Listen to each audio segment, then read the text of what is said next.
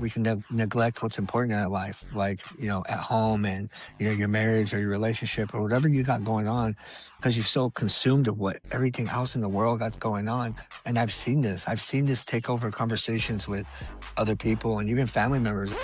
Where my shame and guilt lies because I did not get clean until my son was 10 and he's Yeah. 13 now. He's just turned 13. So, I'm now in sobriety starting to accept it, forgive myself, understand that happened, can't go back. This is Rock Bottom with Ryan. No sugarcoating, no filters. The pain, the chaos, the truth. No bullshit. Just recovery.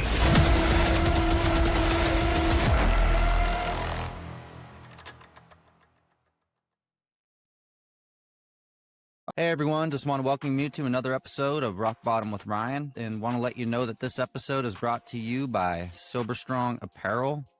Sober Strong Apparel is not just lifestyle wear, it's battle gear. I love repping this brand. I love that they sponsor this show. It's an amazing clothing company. The quality is incredible. They represent recovery. And 10% of every purchase goes to recovery facilities. So please check out SoberStrongApparel.com. Use code ROCKBOTTOM for 15% off. It used to be 10%, now it's 15%.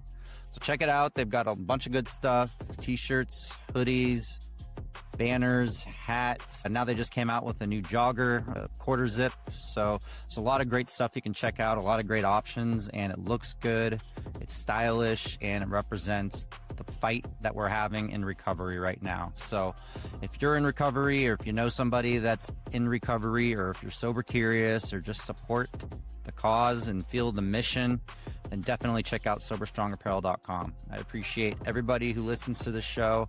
Thank you for supporting my favorite brand. Check out SoberStrongApparel.com. Use code ROCKBOTTOM, all one word, capital letters, for 15% off. Enjoy this episode. All right, welcome to another episode of Rock Bottom with Ryan and Rachel, here with my co-host Rachel Sereni today. And we got Julian the Hope Dealer here with us as our guest again. How you doing, Julian? Hey. I'm doing fantastic. Thank you for having me back. Yeah, we're glad to have you back. We had a lot of fun. The last episode talked about a lot of different topics, like we just talked about a second ago. And today we're going to go into a lot of good stuff, maybe a little bit about the past, but mostly kind of how you're doing now, just kind of a follow up on how you're doing in recovery and stuff like that. So yeah, Rachel and I will have some questions for you and all that, but how are you doing? We hear you just had a newborn and all that. That's kind of something we want to hear Yeah. about. Yeah, I just had a newborn, newly father. She was born January 4th last month, so still a baby, but it's been uh it's been a learning curve. Let's just say that. Mhm. It's Yeah, been congratulations. I mean, that's awesome. Congratulations. it's She's been adorable. yeah. Thank you. It's been a huge learning curve. My wife was pregnant, and all of a sudden she has a baby, and 3 days later they're like, "Here, take it home," and you're just like in charge of a human. That's crazy. Yeah. That's gotta be quite the rush. I don't even, because Yeah. I'm not a parent, but Rachel obviously knows what it's like, and I'm just kind of like, I Yeah. don't know what I would do. It's I'd be been a like, while. this Yeah. human, it's up to me to develop this human being. Yeah, right? I'm like, "No." Yeah, but, yeah, it's exciting. I'm very blessed and, Mhm. to be able to be in this position in my life that I'm currently in right now and just become a father. It's just never in a million years where I thought I'd be in this position, especially with the way I was living. Yeah, no, Right. exactly. I'm sure it gives you a lot of time to reflect on how far you made it in your recovery, and the fact that you can be present to be a dad and be there for your significant other and be a father. Like, that's got Yeah. to be really cool. Yeah. Every Yeah. time I stare at my daughter, I look at her, I'm like, "Damn, if I never would have got the hang of this drinking thing, like, you never would have been born." Like, it's crazy. Yeah, and Yeah. we could have had Gives you kids in the midst of purpose. our addictions, but it's like, how we can be full 110% parents now in our recoveries. So that's cool. But Absolutely. yeah, I've done it and I do not recommend being an addict while parenting. Yeah. The 10 Yeah. don't do. Yeah. Yeah. Yeah. Yeah. But how does it, when you reflect back on that, how does that make you now look at your wife? I mean, the person that you the last time you were on our show, you cried and you were talking about how much you love her and how, she stood by you and now she's the mother of your child. So it just Yeah. yeah. I think How do that you feel about that? as I grow, I think since my daughter's been born and as I grow more and more in life and I get deeper into, sobriety and recovery, I realize that my life is less about me and it's more about them. My job in life is to make my wife and my daughter's life as easy as possible.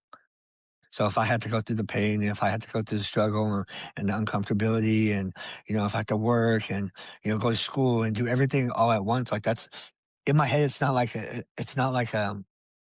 that's what I'm supposed to do in my perspective of life. Like that's my job. That's what I'm supposed to do. Right. Mhm.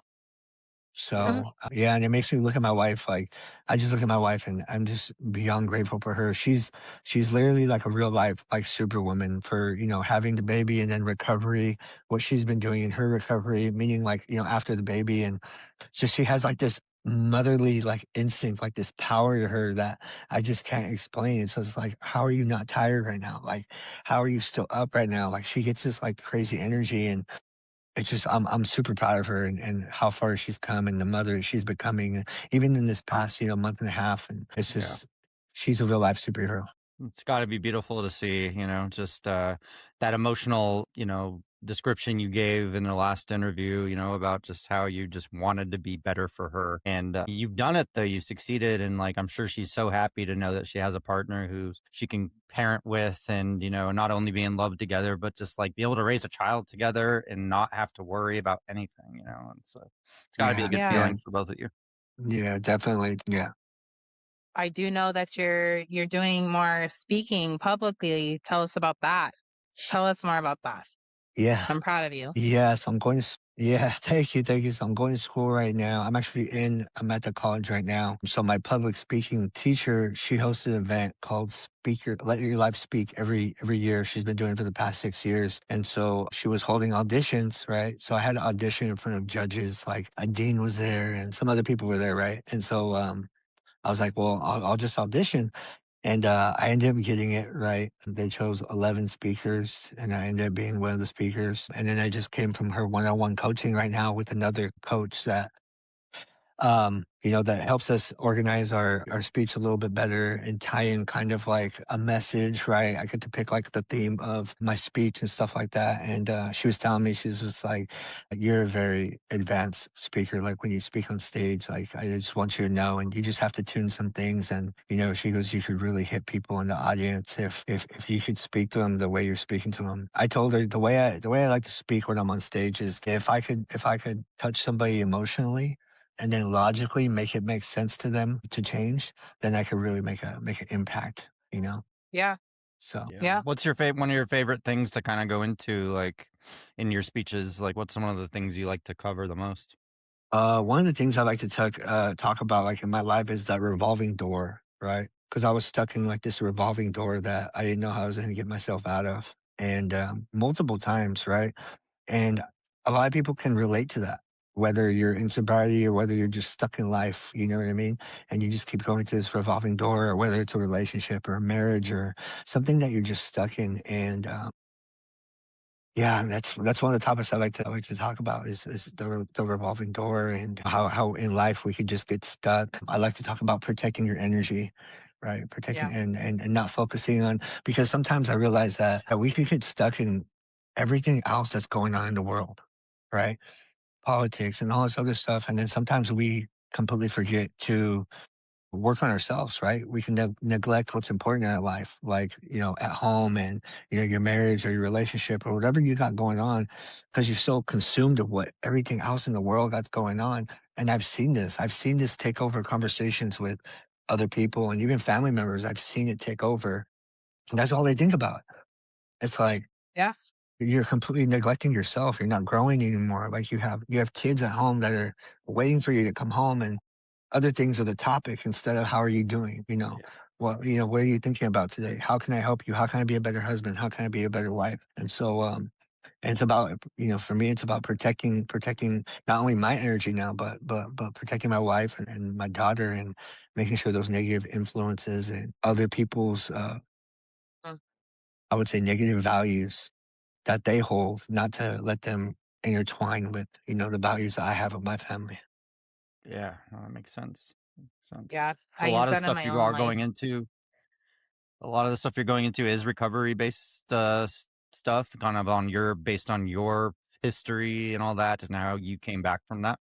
Yeah, yeah, a lot about, the speech I'm giving at the Adobe building. It's gonna be at the Adobe building next month. They just built a new building, and that's where I'll be speaking at, in front of, I think she said, 150 people.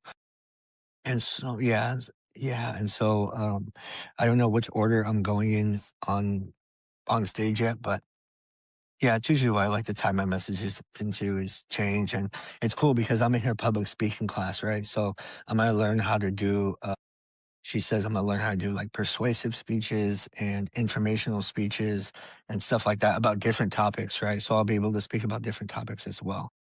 Okay, awesome. That's cool. Are you gonna use Yeah. that for recovery later in life? Is that the plan? I know you work with teens, I right? think, yeah, I work with youth at the high school. So, I mean, like I said, I just like to tell my story, and however it comes out, it comes out. If I could tweak a couple things to touch people, but I think that the way I tell my story, and it's just, I just speak from the heart. Like, you know what I mean? Every time before I'm about to speak, I always ask God to speak through me. And however it comes out, it comes out. If it comes out jacked up, it comes out jacked up. If it comes out, not in order or chronological order, that's how it comes out. I can't do Exactly. anything about it. That's the way it was supposed to come out that day. And so, Exactly. you know, s- Us people in recovery, we don't have to have the perfect timeline of everything because it's not like we remember exa- everything back to back. We just have memories, a lot of them good, but a lot of them really, bad for the wrong reasons, But it's just how we convey them to other people and hope that it reaches somebody out there. One person in that I- 150 person crowd might just be like, oh my gosh, I relate to Julian so much, like I want yeah. to know more about his story, So that's And that's For the and sure. that's the thing when I share, right? The last thing I want people to do is feel sorry for me. Like Well, when I speak, that's the last thing I want people to do is feel sorry for me. I want them to be able to connect with me and identify with me, yeah, right? exactly. I don't want people to be like, oh my God, this poor guy. No, I don't want it like that. I want to be able to be like, you know what? This guy said something that I could possibly use, and maybe if I apply it to my life, then maybe I could, just get a little bit of a better life. Yeah, yes. exactly. It's awesome. That we could both relate to that, considering that's the reason of this podcast. We want to just talk about real life stuff. We don't sugarcoat it. And that's why we have real life people come on here and share their story like Yeah, you, yeah, because that's the purpose of this. So again, thank you for coming on and being you. I Yeah. love the way you speak personally. So Yeah, me too. All three of us have three very individual stories, but we also have a lot in common too. So, I mean, and yeah. we're all sober today. I mean, we got how many years combined? I can't remember. Julian, how long you been sober now? Over 5.5. Yeah, so we got like 9 years sobriety right now, pretty much, or 8 or 9 years basically between the three of us. yep. That's crazy. And we were all just full blown criminal addicts, basically. So, I mean, Yeah, look at us Yeah. now. yeah, Yeah. I mean, you're for I would working have in sure. the hung high out school with that you you. said you used to Yeah. rob. Yeah, definitely. I used to rob the teachers there, and now I'm like, Yeah, now I have a relationship with him. now you're an Like upstanding talking to, citizen. yeah, yeah, yeah, Hey, sorry right, about Yeah, that. yeah, I know. yeah. Sorry about that $20 I took out of your desk. It's amazing I'll how give it things back change. if I you need mean, it. just last week, I had my first encounter with the cops sober, and I was telling Rachel that I was like pumped to be pulled over sober, and I was like, "Yes!" I'm like, Yeah, "Heck yeah!" I don't have to hide any bottles. I don't have to hide my little Coke baggie. I'm set. yeah, I'm set, but I still got a ticket.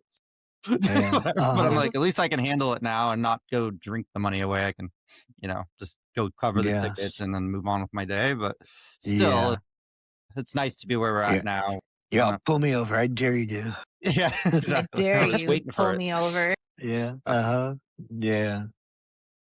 Yeah. That's So funny. other than that, like it's nothing. Like so you're public speaking, you're a new dad. What's next? Do you Yeah. have Public other speaking, next? new dad. You're gonna have another baby? As far as right now, we just still let my wife recover, right? We're still learning the ropes of this baby, right? Yeah. Yes, I agree. But no, just continuing to go to school for my drug and alcohol certificate, right? And then just move on from there. Haven't fully decided on what I want to do after that, but I realized I'm very good in school, which I would never was, right? So, like, growing up in high school, obviously I was really bad, right? Never went to class, and if I was in class, I was either like doing lines or like something wild, right? And so I had done this college success course, I think in the summer of last year, and I passed it, right? And then I did two classes last semester, psychology and Mexican American history. I passed both of them. And then now I'm in case management and public speaking, and I'm doing really good in like both of them so far. So I think I learned that going into college back again, my perspective is completely different.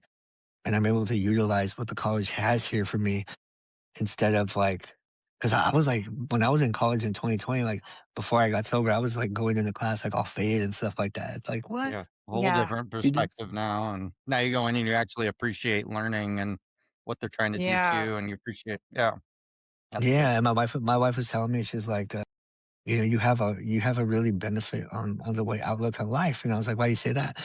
Well, she goes, because you have the outlook of being incarcerated. You have the outlook of being in sobriety and recovery. You have the outlook of like doing street stuff and this stuff. And she's like, and now you're getting the educational like background. Like those are all different perspectives that you could look at life. I was like, damn, she's right. And then I have a Yeah. little bit of the financial from being a broker in insurance, right? And so she's like, Yeah. you're building like this background that not a lot of people get to build, right? And so my wife is like, she tells me stuff. I always say that like there's stuff that my wife can't see, just in general. There's stuff that women can see that men can't see, and there's stuff that men can't see that women, you know what I mean? And my wife Yeah. is able to see stuff in me, like in our marriage, like there's stuff that I'm not good at, and there's stuff that she's really good at, and there's stuff that she's not really good at that I'm good at, right? And so when it comes to marriage, it's like a team, Yeah, and you finding know, that balance and balance it's each like a other out. team, and Yeah. exactly that teamwork and that For sure. communication and that bond. Yeah. Yeah, that's good, Yeah. kinda yin and yang kinda thing, just yeah, that's awesome. Yeah. For So I have a similar situation, not story, like I was saying to you prior, about how my partner, the man I'm about to marry, he stood by me through addiction. Like hardcore, hardcore. And he's still here in sobriety. And we wouldn't be getting married or having the foundation that we have today at all if it wasn't for sobriety at all. And I'm very grateful for that and for him and the marriage we're about to, embark in. So I understand the yin and yang thing because we are complete opposites. If you see us together, you would be like, what? Like the way we act, it works. So I get it, and I'm yeah. grateful to have somebody like that in sobriety. When's your wedding coming up, and how do you feel going into being about to be married? Like, if you could describe it in like one emotion, what do you feel? Hmm, that's deep and tables turn on me. Yeah, Scared. I Yeah. almost and not in a bad way, if that makes any sense.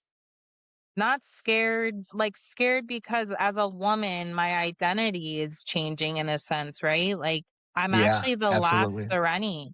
Yeah, I'm the last Sereni. There's no boys in my family. So my sister's married. My cousin who had Sereni, she's married. So I'm the last Sereni. There's no men. And I don't know, that's how it feels. This is so horrific to say, and I don't mean it like that, dying off, like the name's dying off. And that's Yeah. how I feel. But at the same time, I'm honored to be taking his last name and to be a part of that family. His family accepts me in a way that I never felt with my own. Yeah. With my own. I was so neglected and sad. So I'm grateful to be having family now. And we went through some grief together, some serious grief losing his mom. When did that happen? In June. So losing my mother-in-law right after we got engaged. We're getting married in April 11th on my 2 years. So awesome. Coming up. Yeah. It's amazing. Yeah. Exciting. Exciting. Yeah, Yeah. Well, I'm it's happy happening. I'm happy that you're gonna be, the way I look at it is you're gonna go through many identities, like, in life, right? And, like, this identity that we have now, and then, when I got married, I had to go through change the identity, because obviously marriage is one identity, but then me and my wife had to have our separate identities apart from ourselves. And then now having a daughter, we go through the identity change again. Yeah, I bet. Yeah, you're right. How You're do you right. think how do you think your recovery prepared you for being a parent? I think there's certain things that I could point out that, like honesty and trust and all that stuff I learned in recovery. You know what I mean? And I'm able to pass it on to teach these lessons in life that basically my sponsor had pointed out to me that I didn't know. And now when my daughter makes these mistakes, I'm able to point them out to my daughter. Great You know what I answer. mean? And Yeah. so I guess the Yeah. solutions that we learned in recovery, I'm able to pass them on and give a different perspective to my daughter, And not only does she have my perspective of the solution, she has the female perspective. My wife has been through a lot of stuff dealing not only with me, but through her own challenges. So, Yeah. because my daughter's going to go through something one day that I won't know how to deal with. I won't know the solution, but my wife will have the solution, Yeah. right? Yeah. That's true. And then there's going to be something one day where my wife's not going to have the solution, but I'm going to have the solution, That's right? why you're a team. And so Yeah. exactly, and so that's one way I would say that sobriety has been able to, prepare me, um, for this, and also the clarity that I Yeah. have, just being able to be there. Because if I was drinking, there's no way. There's no Yeah. way I'm able to be like, to go through the process of watching my wife have a baby. I was able to, collect not gonna collect, help pull out my baby, my daughter. Deliver? Yeah, That's deliver. crazy. Yeah, yeah, yeah. The medical And term then is I deliver. was just saying, pull out. I hear about guys being scared to be in the room at the time, but you're helping Yeah. doing the delivery. This is cool. Yeah, yeah. Collect. The You doctor was almost said like, the collect. doc So yeah, the doctor was like, "Oh, do you wanna deliver your baby?" And I was like, okay." sure. And she goes, "Alright, well, glove up." And I was like, "Oh." That's crazy. Yeah. Yo, It was all in Wow. the heat of the moment. But, That's when I got to was be there, emotional. yeah, when yeah. they were, when they were, giving my wife the medicine and they were attending on her, like, I couldn't just sit there. I told the nurse, like, "What do you need? Like, you need something? Like, let me grab it." And she goes, "You know what?" She goes, "Out of all the deliveries that I've done," she goes, "I've never met a husband that's willing to help as much as you have helped." Like, she That's goes, so "Usually cool. usually they just sit there and they just watch Aw. everything happen." But I was like, "What do you need? What do you need from the cabinet? What do you need?" Grabbing the heat packs and stuff like It that. says Like, you so know what I much mean? about your character and like where you're going to be as a parent right off the bat. Like that's so cool. Yeah. Yeah. And the crazy thing is that, you know, I watched my wife goes through so much pain, right? She went through pain. And the crazy thing that kind of did hurt me a lot, that was very uncomfortable, is I had to watch my wife go through this pain and I couldn't do anything about it. Yeah. And you're like, she's suffering. Why am I not suffering too with her? Like physically, Exactly. but And you're feeling, yeah, 100%. That was an yeah, uncomfortable feeling for me. I bet. Yeah. I But bet. how I never thought of it like did, that. was labor like, was that a really extensive period? I hear about people going through it for like Yes. days. I'm like, was it at 17 least not? hours over here. Yeah. Apparently I was That like 24 hours or something. I'm like, great. I guess I didn't want to come out. So, I'm I think by the time they gave her the epidural at 11 o'clock at night, by the next morning, he was, by 10 o'clock, the doctor was like, at 10 a.m., doctor's like, "You're ready to have a baby." And then by 11:12, the baby was out. wow. Oh my That's God. crazy. What is, Yeah. So like an another hour kind of of that, question? an hour of push. Another kind of parenting question. What does like breaking generational cycles mean to you now? Man, I think that's because, the way my mom's probably gotta listen to this podcast. Hmm. It's all right. My But, mom yeah, shakes her head no, at half the things I say about her. but but but Yeah. but the way my family is now, even still to this day, like, there's a lot of, like, unaccountability. There's a lot of, like, not being stuff that happened in the past, it's like they still deny, you know what I mean? And it's like, now I don't have to pass that on, right? I don't Yeah. have to pass those traditional things that they had in the house. Because in my family, it's like, dude, like you're lying. Like I know you're lying, Hmm. you know. And then when I talk to my mom, it's like, how are you not accountable for this? You know what I mean? Yeah. And so I guess what that means to me is being able to look at my family and being able to identify what was wrong, and then to be able to talk to my sponsor and process things about it with him on how to take it on to, my daughter, right? Because my wife is on the same, frequency as me. We believe in the same stuff, with everything. Like there's not something that me and my wife don't align ourselves with. So there's nothing to be Even in like denial about. there's nothing to be in denial about. So it would be difficult if my wife wanted to raise her one way and I wanted to raise her another way, but we both want to raise her the same way. And do we know that everything is going to be good? I mean, probably not. It's not going to. There's going to be some ups and downs, and we know that, right? But the way I like to think about it is that we don't have to pass on the nasty stuff, right? Yeah. We have full control of what is said to our daughter while she's in the house, right? While my sisters are around or while my mom's around, we are able to nip it in the bud and say, hey, set up boundaries. Basically, it comes to boundaries. It comes to Yeah. boundaries, huge boundaries that we have to put up. And for some of my family members, it might be uncomfortable. Hmm. And I'm okay with that. I'm okay with them being uncomfortable at my expense when I put a boundary up. You know what I mean? Yeah. You got to do it your way, parent your way, have your family grow your way. So I totally get Yeah. that. Hmm. Yeah, for sure. Yeah, and I have a question. What does your daughter deserve that you didn't personally get yourself? Good What does question. my daughter That's a good question. What does I think, because I grew up, I had love, and, my mom was a flight attendant, and my dad was, always gone, with the military, and I think the presence, you know, there's some times where my family, my mom and dad would be like, "Oh, we were there for you," and yeah, they were there for me, but there was also those moments that they weren't there for me, that they weren't that they my mom's a flight attendant, so she was always gone, so I was always with my sisters, and out in the streets. So I think that the most important thing that I could pass on to my daughter is someone who's being present and somebody that is going to listen to them, Yeah. right? And the biggest thing is that I could say is that she needs the example. She needs the example of how how a daddy is supposed to treat a mommy and how a mommy is supposed to treat a daddy. She needs that example of what is love. She needs to see the love right in front of her. Yeah. Uh, Exactly. you know what I mean? And that's the example we want to hold. We want to And I, make that. That's when I just when I think about like parents and like if I were a parent or for you guys as parents or whatever, when I think what I would do when I'm raising a child, I would be like, what kind of things when they're like older, teen years, become an adult, what kind of things are they going to look back at and complain about how their parents acted, And I'd just be like yeah, trying to avoid those kind of things because I know what I say about my parents now and things that I wish they did differently and stuff. So I would always just kind of be like, how can I make sure I don't do those things again, or do, yeah, Yeah. I don't know.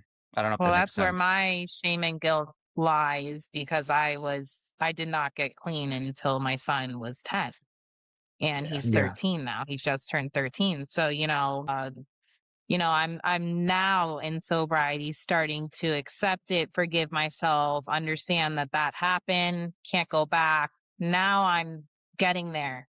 But I really did beat myself up. The first year of sobriety, especially the first 6 months, I cried often about that, missing out on my son's life. I was blacked out a good decade of his life, I would say. I mean, I remember things. I wasn't blackout, every single day of his life, but I mean, very important things. I was, yes. yeah, And I was out doing beer pong right with a C-section scar, hobbling out of the fucking hospital straight to a party to do beer pong. So, yeah.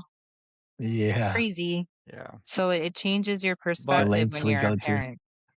Yeah. the thing is, better late than never. He made the change when he was 10 and he notices it and he's Exactly. 13 now and he's looking at his mom now Yeah. being like, "Hey, I get to go through high school with the sober present mother." So you should still be really proud Yeah. of yourself that you did it though.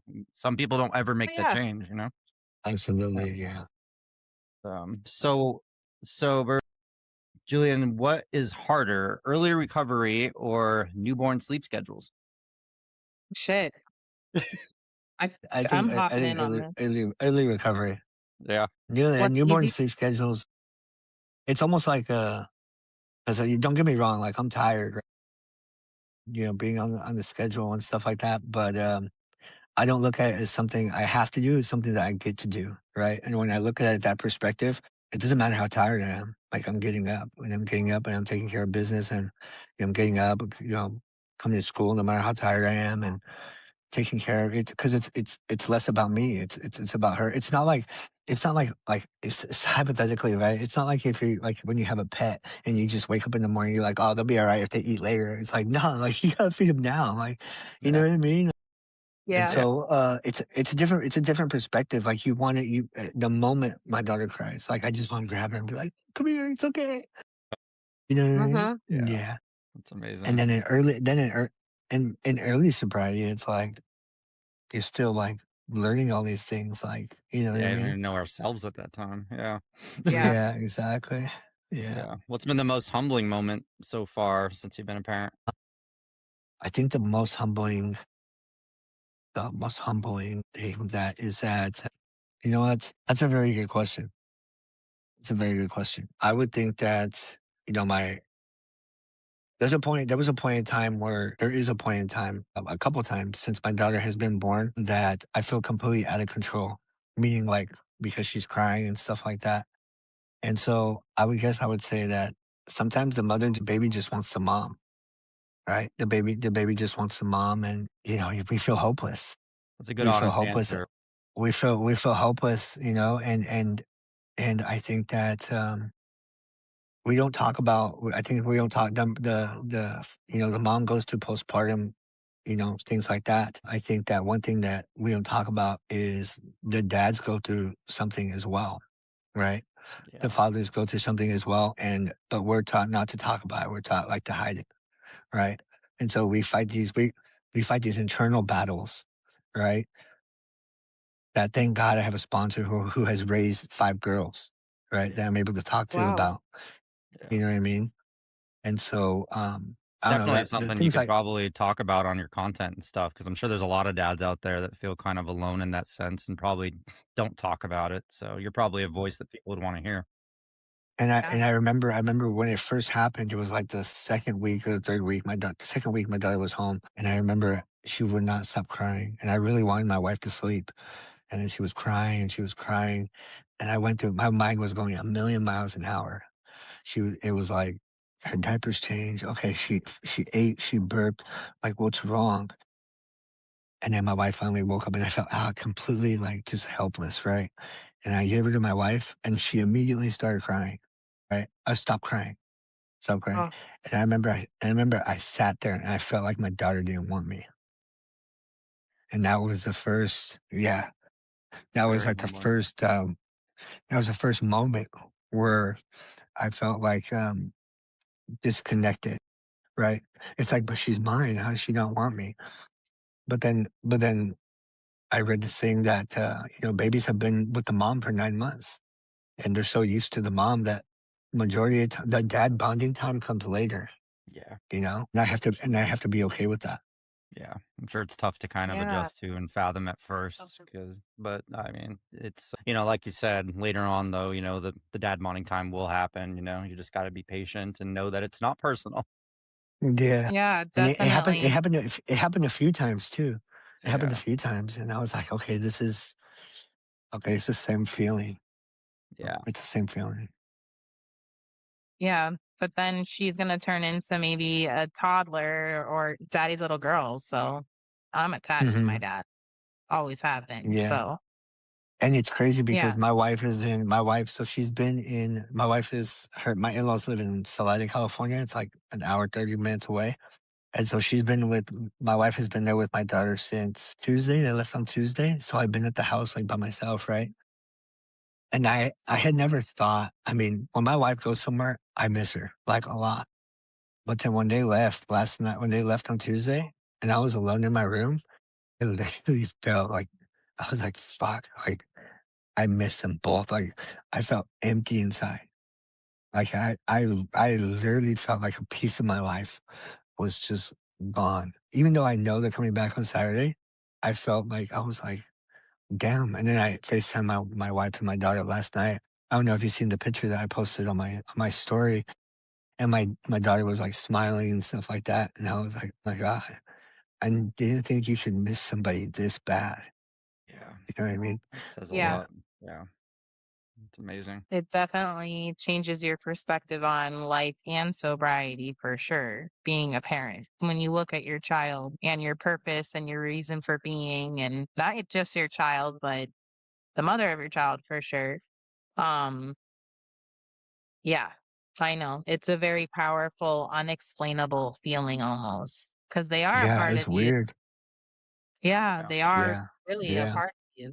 And yeah, I get it. Yeah. Have you had any It like was triggering would you consider that like a triggering moment in sobriety or anything at all? Or have you had any of those no, moments? no, it wasn't triggering. It was just uncomfortable. Yeah. Uncomfortable because I haven't felt that in like I mean, It's alone. I haven't felt that. Yeah, yeah, I haven't felt like that, right? I haven't had a trigger to drink. So the last time I was about to drink was when I was on. It was literally on my 6 month date, 6 months of sobriety, right? We had went out to Reno, with me and my wife, because I was gonna play poker, and then she brought some of her friends, and they were taking shots in the room, whatever. And I got on a Zoom meeting, an AA meeting, and she had left a bottle of Patron in the fridge, and they went down.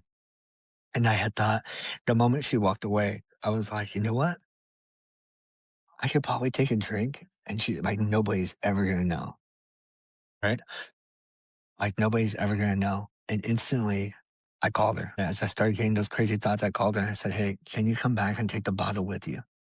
And she's like, she came back up like that. Like she had just gotten downstairs to the lobby. She came back up like that. She grabbed the bottle. She's like, "I'm sorry." Like I was like, "No, don't worry about it." I believe that if I would have drank that day, I still would have been out to this day, right? So I haven't had an urge to drink in, I'd say, well over 5 years. Or a trigger was like, "Oh, I'm mad. I'm gonna go drink." I haven't had anything like that in 5 years. Thank God. Thank God. What's something you're determined your child will never see from you? I think verbal altercations. Yeah, it's good. Yeah. I grew up when my parents were divorcing. I grew up with like my parents like yelling back and forth. I remember like when my mother found out my dad was cheating on her, my dad grabbed my PlayStation and he like my mom grabbed her the PlayStation and she like chucked it at his head. Like you know what I mean? Yeah. Yeah. And so that's something I don't want my daughter to see arguments like me and my wife argue in front of her. And we haven't had an argument in a long time. We disagree, right? There's a difference between a disagreement and an argument. You know what I mean? And we disagree on a lot of things, right? But we always come to an understanding. We always come to an understanding. And whether I have to bite my tongue and lean in a little bit to what she wants, that's okay with me. Like I'm okay with adjusting my uncomfortability to to cater to her. And I will never I don't tell my wife no. Like whatever she wants, I always tell her yeah. Like I don't ever tell her no. I don't tell her no unless it absolutely doesn't make sense. Yeah. Right. Other than that, the answer is yes. But if it's like something she wants or something, it's like, do we really need that right now? Like that's my wife's key word when I'm about to like the other day I was about to go spend like 5 grand on some rims for a Mercedes, right? I had the pictures ready. I had the rims next to the car. And I text my wife. I was like, what do you think? And she's like, do you think we really need that right now? And that's like her key word. I was like, oh, damn. Damn. You And, really and think? Yeah, yeah. it's And true. so I was like, you know what? Thank God I have a relationship with my wife where she could tell me that stuff. And I could be like, you know what? Not right now. Yeah. And that's okay with Yeah. me. Yeah. Yeah. You can get It's the okay rims with me. later. The rims will always be there. Sure. Exactly. Like, do I really need to spend 5 grand on some rims right now? Like, no, I don't. The Yeah. rims are fine on the Nope. Benz. Yeah. There you go. Yeah. Baby's riding in And style, though. That's all we know. yes. Yeah. I have a question. How would you, and this isn't just focusing on parenting, but how would you define strength as a male now in sobriety versus like when you were in jail, when you were in prison?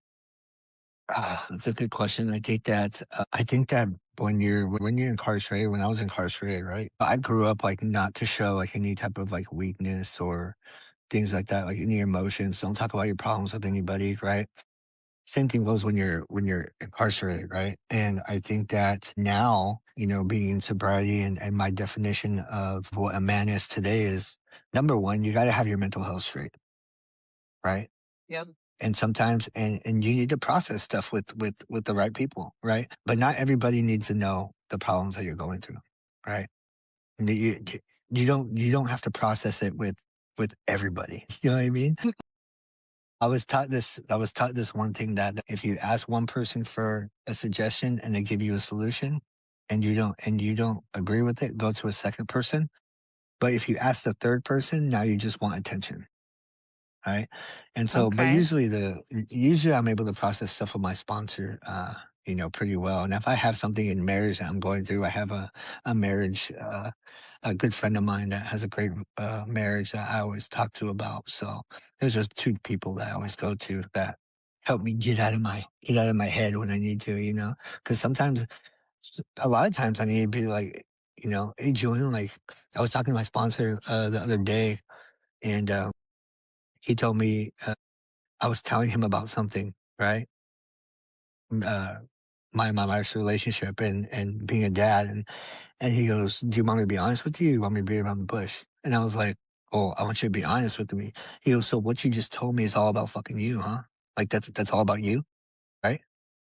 And I was like, "Yeah." He's like, "Oh, so the world revolves around Julian again, huh?" And I was like, Dang, that's hard Damn. to. That's harsh. and so he was like, so, and I need people to tell me that in Yeah, life today. I need him to tell me that, and so Mm.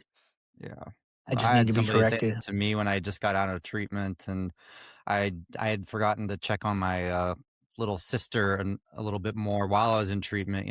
While she had her firstborn child at the time, and I just didn't call enough to like say, "Hey, how you doing?" And and then my stepmother had called me and said, "You haven't checked on your sister." I'm like, "I'm sorry, I'm just in my recovery right now. I'm being a little." She's like, "It's not all about you, Ryan." Yeah. I don't know why that hurt to hear it, but I was like, I guess you're right. It's not all about me. You're like, but it Yeah. is, but it is. I was told to be But it selfish is. in my recovery, but I mean, but I'd still, it made me think, I still got to be there for others too. So, And sometimes people could get, well, even not so much anymore, but sometimes you can consume yourself with recovery so much that you completely neglect what's going on at your house, that's right? so true. So You Yeah. true. become like a alcoholic to Alcoholics Anonymous. Exactly. It's Yes, so that true. happened And You to know it's what I me like mean? everything is actually. recovery. Yeah. Like you're going to three meetings, like Monday, Tuesday, Wednesday, Thursday, Friday, Saturday, Sunday. Like, you know Yeah. what I mean? It's like, damn, You'll bro. And then drop you Like, get anything for 3 somebody who calls you. And then all of a sudden it's yes. like you're not thinking about the other people that aren't in recovery that are still part of your life. is No, exactly like I have a so yeah, yeah. I No, John had to actually, when I was part of the sobriety group, my fiance had to literally like say, "Hey, okay, you're helping so many people," and a few of them would relapse, and I would blame myself. So I had to take myself out of that whole equation. It's true. I took it home with me. Like I was like so consumed with helping people that I yeah, didn't even realize I'm actually in recovery myself. Yeah. yeah. Yeah. That's Yeah, Hmm. totally like that. you hit the Superman complex where we want to help everybody, and unfortunately, Yeah. not everybody's willing to be helped. Like, so I have this rule. Like, I have a couple sponsees. Like one of my sponsees, I call him my oldest son. He has over 3 years. I have another sponsee that's coming up on 2 years. I have another one that's like just had 6 months, right? And so they all have a rule. I have a rule with them is like, if you call me after 10 o'clock, if you call me once, you probably just want to talk. But if you call me a second time, it's an emergency, right? Hmm. And you really need, so they know, because I told them I had to set boundaries with them too, you know? Mm. And even and when my wife went to the hospital when she was having the baby, I text all of them in a group chat and I said, "Hey, I'm gonna be unavailable for the next probably 3 days. So these are your sobriety brothers, and you guys could reach out to each other. Just know it's a time where I need to be with my wife now." That And is so they true. Yeah. respected, You make a they great respected point that. that we have to set boundaries even with people that we talk to in recovery and people we have relationships with, because Yeah. we have to set boundaries. That just tells us we have to set boundaries with everyone. It's not just people that are trying to, I have to set a boundary with my dad because, he was a part of, my addiction and recovery, and I got to do that for my own health. But like, we got to do it with people in recovery too. So that's a Yeah, really good absolutely. reminder. Yeah. Yeah, absolutely. We can't save the world. Like they have to want to do it themselves, just like we wanted. We couldn't do it until we wanted to better ourselves. We had to be tired of our own selves. So it Yeah, Exactly. goes for everybody else. So we can't save the world. And I had to realize that quick because it was consuming my life. And then I would really be so upset. So yeah, I I could relate. I stopped doing it. Yep. Yep. I'll be yeah, there for you, but I definitely. can't be blown up all day. I am a mother. I am on a podcast. I do work full time. I have a life. I'm a fiance, so I play many roles. I can't always save the world. I'm a human too. Exactly. And I tell my sponsees, I'm like, look, bro, if you call me, I'll be your punching bag and you can unload on me for about 2 minutes. But other than that, you're not gonna complain no more. Or I'm gonna tell you the truth. We're gonna get into a solution. So you could I'll be your punching bag for a little bit, but we're gonna jump into a solution right after you're done. Because sometimes, sponsees get the call and they're like, oh my God, I'm going to this and blah blah blah blah blah blah, and then they ramble, right? Because they Yeah. want to unload all their problems on you. It's like, nah, Hmm. bro, like relax. Like you can tell me a couple things, and after that, you're gonna hear my opinion, whether you like it or not. Yep. Yeah. That's Because You that's the know? exactly. purpose of this. Yeah. You're calling me Yeah. to get a So solution. yeah, yeah. So you know how they say like they say in recovery like, oh, this is my like suggestion, Mhm. right? I suggest for you to do this. So Awesome. they All right. say like, in recovery, like, oh, it's a suggestion that I'm giving you, right? For my sponsees, like I tell them this isn't a suggestion. This is something I'm telling you to do. And I always Yeah. tell them, have I ever led you in the wrong direction? And their answer is always no. I would never tell you to do something that I haven't done myself. Hmm. So try this out because your way isn't working. So try it out this way and see if it works. And you know what? Very thankful that the way I've told them to do up until this point has worked. Yeah. Because I've Yeah. done it myself. Because I've done it myself. You know what I mean? And so Right. it just It does work. And they say, like, when you're going to meetings and stuff, everything's a suggestion. But it's like, if it did work for me and it worked for so many other people, why not why not recommend it, seriously recommend it to other people when they're struggling? yeah, yeah. Yeah. I say suggestion. I have the respect for Alcoholics Anonymous, but I always tell Yeah. them like, this is a suggestion, bro. You better No, fucking just go do do that it. right now. Yeah. Yeah. It's I've not a had to be there for some suggestion. people lately where I just kind of like more direct, and they're like, you're a lot more direct than some of the other people. I'm like, well, because I know it worked for me. Exactly. But Yeah. but yeah, so what does like self-care look like for you now? Man. So first off, going to my home group, right? On Sundays at 7 p.m. here in San Jose, seeing all the people that are part of my home group, but also prayer, right? Prayer for me, starting off my day like that. And let's be honest, like some days, some moments we forget to pray. Like I'll be honest, right? But the moment that I'm like, oh, I didn't pray today, I pray, right? Pray, right? Self-care, personal care, right? Sometimes it's just relaxing. You know what I mean? Relaxing. Like my wife, since I became a dad, she's given me my dad time, you know. I've given her mom time, for her birthday. I got her like this crazy head spa treatment. That was like almost Oh, $200. It's like it was like 32 processes. So I'm happy she liked it. She loved it, right? Yeah. But she needs her time. I need my time, and then we need our time together. Thankful my mom's able to babysit my daughter, and we're able to go out and like I was able to take her out for her birthday. We went out to eat and just had a great discussion about, where we're at and where we want to be and stuff like that. And yeah, but overall self care for me is just relaxing. You know what I mean? It's relaxing, thinking, processing stuff. Is there anything that I'm doing wrong? How's school going? Processing with myself and then talking to my sponsor. Okay. And What's self-care for Rachel, you, should we? Ryan? Yeah, what's self care for you, Ryan? Oh, you're Yeah, asking me Ryan. now. Self-care for me is this podcast. It's a good way for me to like get out a lot of my thoughts and hear other people's because I learn just as much from other people as I do just learning in my own recovery. So it's I try to give back in that way, but feel like I'm gaining more than I'm giving sometimes, which is really nice, like even just hearing how you're going about new responsibilities like as a parent and stuff and how you just talked about, managing having boundaries with people that are in recovery too. Like those are things I didn't even think about until today. So doing this podcast teaches me a lot. And my gym time is completely necessary. I have to go to the gym 5 days a week, and it really is good for me physically and mentally. And Yeah. I like a good nap every now and again. And I like my meetings every day, 5 days a week, sometimes on Sundays, and sitting back at the end of the day, watching some ESPN, and I'm a happy guy. So those are all kind Yeah. of things that are part of my routine that I consider good for my health right now. So, yeah. And then also, Important. yeah.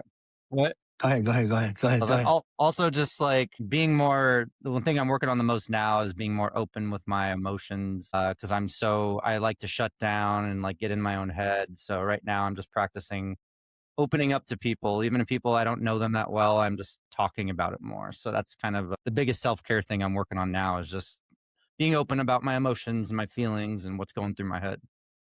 Yeah. Yeah, that's Cause it'll good, man. cripple me That's good. sometimes. What were you going to say though? Oh, I was gonna say that one thing that I definitely want to start working on is becoming a dad. Got me gaining all this dad weight that I got going on because I've That's been the thing. eating like crazy. So yeah, Yeah. I guess I'm gonna start that self care of going back to the gym for sure. Good, good. Mhm. Rachel's all about the gym too. She motivates me a lot when she posts the videos and talks about it. I'm like, I need to get my ass back in the gym too. So, because Yeah, sometimes I yeah, was taking like months off, like back in like last winter and stuff. And I was like, in November, I'm like, I'm stepping it up a notch. I'm just making it a part of the routine. It's just an hour a day. So it's like, Yeah. what is it? I would have been drinking anyways back, a few years ago. yeah. Right.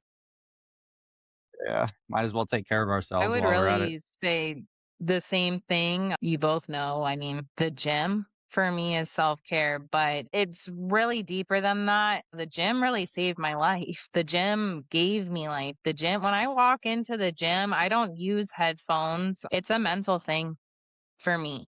Yeah. I'm very focused when I'm doing my workouts. Every single rep, every single set, I am literally focused. So I make my videos to motivate people so people could get up and move their bodies and stuff like that. Of course, that's the point of my page, Yeah. right? But when I put my phone down and I'm actually really working out, I go into, I guess you could say, a trance because I'm not really using headphones. I'm focused. That is a form of self care that anybody in fitness or anybody in recovery and uses fitness to help them. It helps me with my mental health so, so much. And I'm not going to say something, cliche woman like self care because, okay, sure, I do get my nails done. That's the one thing I do. I like to have my cat nails. They're not done right now, so I'm not showing my hands. But working out and meditation, I'm very, very deep into the chakras and to spirituality and meditating.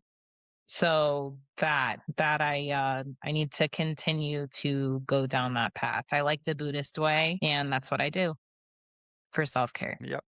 Those are good. Like you getting your nails done. It's like me. I always feel better after a fresh haircut for some reason. I'm just like, all right, I look better. I feel better. Look good, feel good. Those kind of things. So I mean, Mhm. Yeah, like that's those. true. Yeah. Also get myself. I like to get my Jordan shoes and stuff. So just I don't know. I guess those kind of things are material. A lot of those things and they cost money, but like they still make me feel better knowing that all like money and all that crap was going towards drugs and alcohol at one point. So now it's like Yeah. something to show Yeah. for it. So all forms of self Right. care. So yeah. Yeah. So For speaking sure. of stuff we wear, we should talk a little bit about that brand that we all know, Sober Strong Apparel. Yes, of course, Sober Strong apparel. It's not only the most comfiest wear that we have in our closet because the material is amazing, but the Yeah, the person who material is runs it is amazing. awesome. Yeah. What's your experience been, Julian, since working with Sober Strong and all that? Man, great clothing, great service. Like, I always get my stuff really quick. And then the material. Like, I was talking to Chris and having a conversation, and he was telling me that, like, when he created this brand, he didn't want a brand that was like that cheap clothing. Like, people make stuff and then, like, it just shrinks, like, really small, like, after you wash it. And yeah, he handpicked the material, and the sweaters are great. The shirts are amazing. And I became an impact sponsor, right? And I gave That's stuff awesome. out I to like saw my that. Saw you on sponsees the and stuff website. like that. You know what I mean? And now they're wearing the stuff, and it's just been crazy because I don't even know Chris like that. You know what I mean? It's crazy. Like, I've never met you guys in person, but to have a relationship with you guys over sobriety, I felt like I've known you guys for like a long time. Yeah, Like, Yeah. same. it's weird. It's weird how it works, and it's weird how even though you're in a completely another state and Chris is like on the other side of the world, and Rachel, you're in Florida, right? Yeah. Yeah.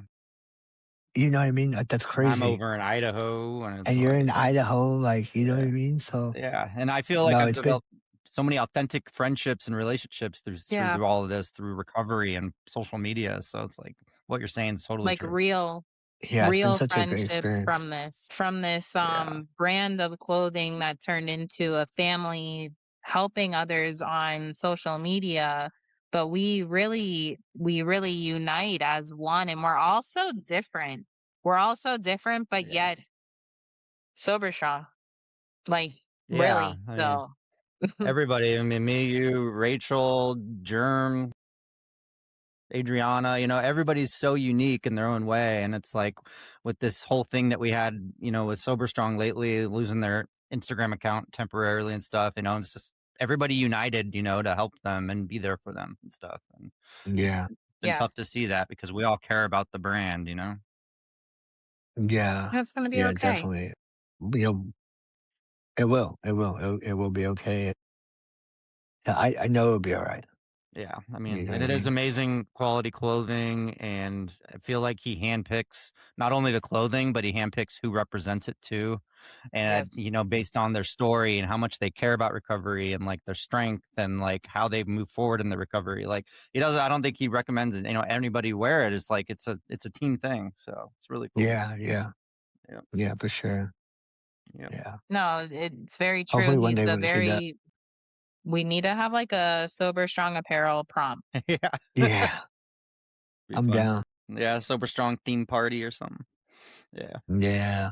No. Yeah, we can find somewhere to meet. That'd be cool. We were talking to Bernardo about who's going to be the first one to get a Sober Strong tattoo. A sober Yeah. if I did the Yeah. tattoo. Yeah. Speaking So of I sent that, Rachel I sent Rachel a picture where I edited a tattoo, a sober strong tattoo on my face. That's awesome. That's what you guys were like going talking like about. I was like, that. what? Yeah, and then he put Yeah, that's Headstrong like funny. as the rock song, Headstrong. Yeah. Yo, I It's was strong. Yeah. dying. I was dying. Somebody has to, I mean, we should all agree on something and one day get it. Yeah. One day. I was telling him, I was like, Chris and I got in the conversation about the tattoo, and I was like, I kind of want to get like the Phoenix with like Stay True above it or something. He's like, that would be dope. I'm like, I'm kind of tempted now. You're gonna Yeah. really do it though. I will. I mean, Julian has enough tattoos where I wouldn't put it past him either. Yeah. Yeah. I think I'm the not only the on only your room I have left level. now is like my legs. Yeah, that's all I got is my legs, and my stomach's already practically covered now. So Yeah. chest is covered. So yeah, I don't know. I might have to go to the neck someday. I don't know. Yeah. I'm gonna go to the face. I'm just kidding. But No, don't Just kidding. don't I go know to the you face. have Don't go to the one, but face. I'm just kidding. Yeah, I I'm will getting not do my face. mine are removed. Mine are getting removed. yeah, You can see they're coming off a little No, bit. but I love that we I will all not do that. appreciate the brand. So I We love do that we all appreciate the stand up brand for Sober Strong. Yeah, definitely. And authentically. hopefully when they get through this tough period, they come back even stronger. I think somehow, some way, the way the world works, I just think they're going to come back even more powerful and stronger company, even more well known. And I think it'll honestly have like a good ending. So it'll be good. Yeah. It's like a temporary setback for a permanent comeback. Exactly. That's what we're saying. Shout out to Sober Strong. We appreciate you supporting the show and all that. Hell yeah. Rachel, do you have any other questions? No, thank you so much for coming on and talking to us again and doing part 2 and telling us about your daughter and your life now. Yeah. Thank you. What advice would you give to any parent in recovery right now? That everything's gonna be all right. Everything's gonna be all right, and you're gonna go through some uncomfortable feelings. And you know, my daughter's only been here for almost a month and a half, and I've gone through some very uncomfortable feelings. And you know what? I know I'm gonna go through more, right? And I'm acknowledging that I'm gonna go through more. And but one of the number one things is that if you're married and your wife has a baby, make sure you make her life as easy as possible for her. Because it's women go through that experience, and it's something that men can't describe. But make sure you're there to pick up the extra pieces, and she should know that she has nothing to worry about. That she doesn't have one worry whether you're going to do your job or not. You should be able to do your job. Yep. That's great advice. I appreciate it. Appreciate you being on the show again, man. We love talking to you, and I know we're really grateful to have you back and share your story. And I know we went way in depth in the parenting thing, but I find it fascinating and inspiring that you're in recovery in a position to be such a great dad now, and we're really proud and hopeful for you that good things to come. Yeah, thank you guys for having me. I appreciate it. It's always a great time to see you guys. Thank you. Rock Bottom with Ryan. No bullshit, just recovery.